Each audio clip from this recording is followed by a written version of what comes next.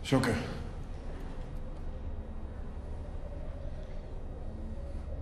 Ik wist niet dat jij daar niet meer buiten zou geraken, Jokke. Het is dat zo moest zijn, man. Ja. Als je iemand anders gestuurd had, dan was die daar misschien de vrouw van zijn leven tegengekomen. Daar binnen of wat? Ga ook nog aan een napsjaar gaan.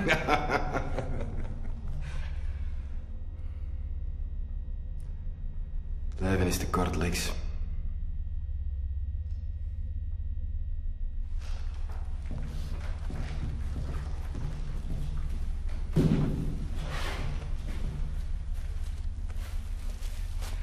Dat zijn de backups van de bewakingsbeelden.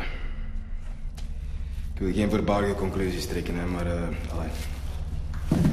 Je moet het zelf eens bezien.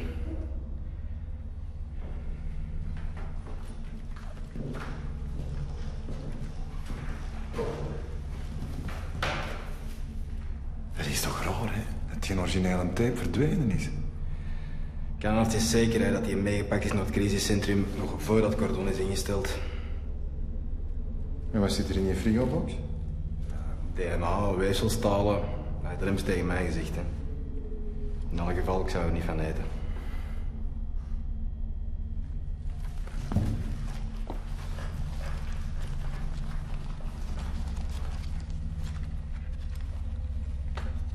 Eigenlijk is het strikt verboden, hè? Om munitie binnen het cordon te brengen.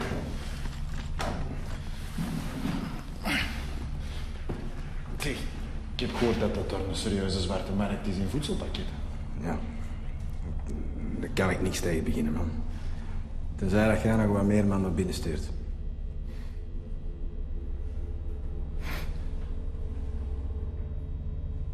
Plezant, hè? Ja, hè.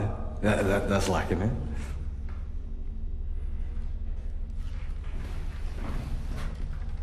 Ik heb Jana gezien.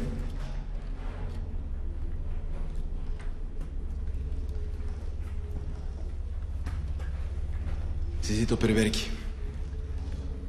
Ze ziet er goed uit. Kun je af en toe bij haar eens checken of dat alles in orde is? Ik vermijd alle contact dat niet strikt noodzakelijk is, Alex. Dat is het gezondste voor iedereen.